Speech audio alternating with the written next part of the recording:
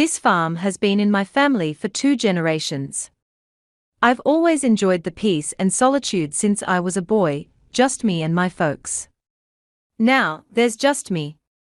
They died a few years back, leaving the place to me, and I've been doing my best to keep enough cash coming in to pay the taxes on the land, though why anybody'd want this place, but me these days is beyond me.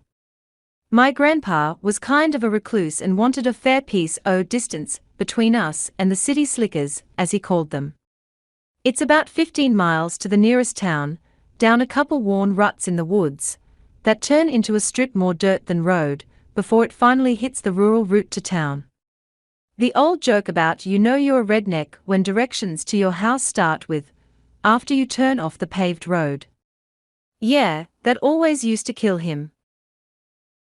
Sorry, it's getting hard to concentrate, mind wanders. I'm leaving this recording on the off chance someone from town notices I haven't stopped by for a bit and sends the law down this way to check on me. My advice to you is leave now, while you still can. I know it sounds crazy, but it's true. First thing I noticed was wrong was a couple nights ago when Sammy, that's my dog, started barking up a storm in the middle of the night. Not too surprising, we live like I said, way out at the end o' nowhere, and there's possums and raccoons and a few wild dogs living out in the woods, and sometimes they come on my land to try their luck. Anyhow, Sammy's a good dog, and just a few snarls from him is usually enough to convince most critters to hightail it back into the trees. But that night, there was something different. It was like he was crazy or something, snarling and yelping like mad. Not a bark, mind you, a yelp. Y'all with dogs know what I mean, that kinda noise they make when they are caught someplace between territorial anger and fear. I grabbed my jeans, shoved my feet into an old pair of work boots, and grabbed my shotgun figuring something bigger might be about. This ain't bear country, but in lean times I've seen a wolf or two pacing the edge of the fence, testing the water so to speak. Once I seen a cat, almost as big as Sammy out there, I shit you not. I dunno what it was, maybe a cougar or something, you'd have to ask a hunter, which to Daddy's disappointment I never turned out to be much of. Slaughtering a chickens or the occasional pig was as far as I went, and I ain't ever been comfortable even with that much. Where was I? Oh yeah, Sammy and the chickens. Like I said, I went running out in the dark, but there was enough of a decent moon to see a bit, and the ruckus started up in the coop. It's around the back of the barn, and anybody who knows chickens knows why we kept that coop as far from our open windows as possible. There I am on the front porch, and Sammy's straining his tether, but he's all hunched down, tail between his legs, but he's still raising all kinds of hell. I figure something's going after the chickens, and I decide to leave him tied for the moment, 'cause he just didn't look right, muzzle all foamy like he was rabid. Anyhow, I ran out to the barn and grabbed my flashlight, and the chickens are squawking enough to raise the dead. Heh! I come out the back door, and by the flashlight I see something's torn a big-ass hole in the chicken wire fence, and there's blood and feathers everywhere. By the time I had the latch unhooked the noise was already dying down, so I knew whatever got in there found what it wanted and left, probably while I was still on the porch. I took a deep breath and went on in, seeing a few dead hens with bite marks in them. I made a quick count and one was gone. Likely a wild dog or a fox, I thought. I spent a few minutes carrying them out and chucked them out behind the coop, figuring I'd bury them after it was light.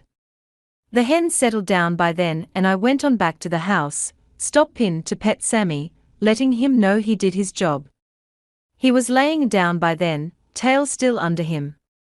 He whined at me, but let me scratch him, and I went back to bed.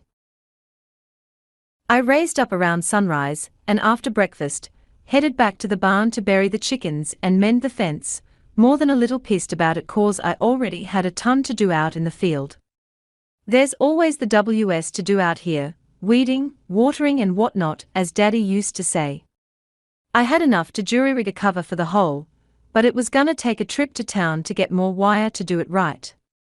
As I walked out to the truck, I paused, realizing what I hadn't heard yet. Sammy usually gives a little noise at least, but I hadn't heard a thing this morning. His tether was chewed clean through and I didn't have enough time to hunt him down. That'd be another couple hours lost, and he's big enough to handle himself, I figured. It was well after noon by the time I got back, and there was still no sign of Sammy.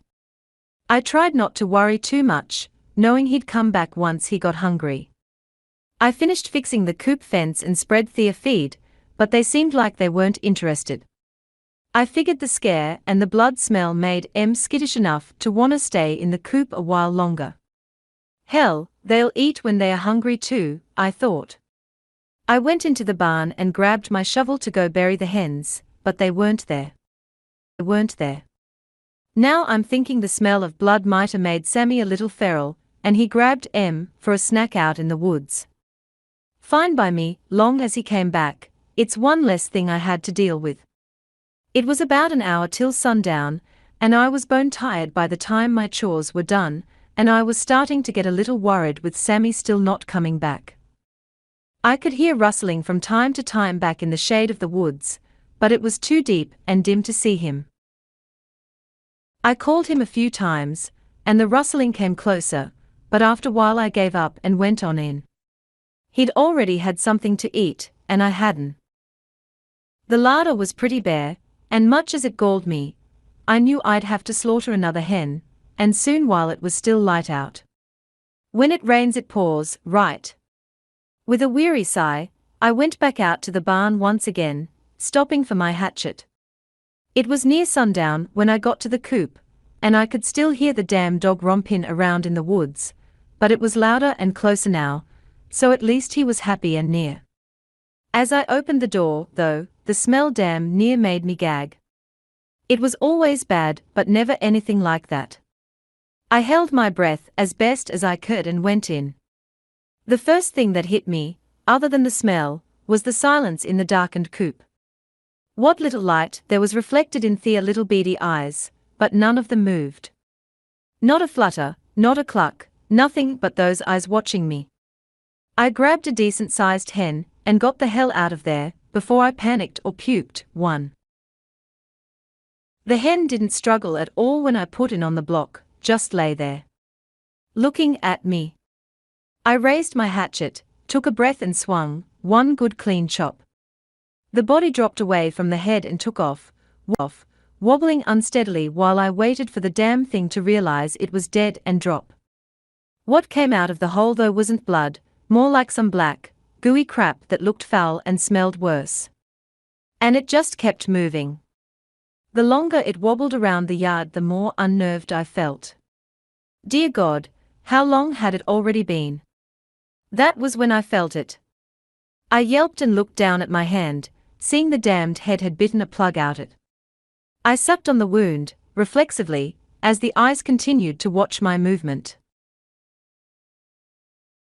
The last of the light had begun to drain away, and I heard the rustling in the coop as the rest of the chickens began to stir. I swallowed and the blood from my hand burned on the way down, dropping me to my knees as I retched and gagged. As I knelt there dry heaving, the rest of the chickens streaked toward me, little taloned feet clawing at me in a blind fury. The other hens had reached the door of the coop by then, and dozens of eyes now gazed at me hungrily. I crawled to the gate, keeping the maniacal, headless corpse back by swinging my hatchet as the others slowly moved forward. On the other side of it was Sammy, but it wasn't him either. I just started screaming and swinging wildly, thinking if I could reach the shelter of my house I would be okay, but my hand was growing numb and streaks of black were already creeping up my wrist. I was covered in that black goo by the time I slammed the door shut behind me, leaving me in a silence only broken by my gasping breath and the scratching and pecking at the door. I fumbled for my old tape recorder, knowing by the coldness in my left arm and the thickness of my tongue it was too late for me, but it's not too late for you. If you're listening to this then run. Don't look around, especially if it's getting dark. It's a long wait is only getting louder, and sick as I feel, I'm getting kinda hungry. Credited to questioner, inspired by Red and the Coffin Down.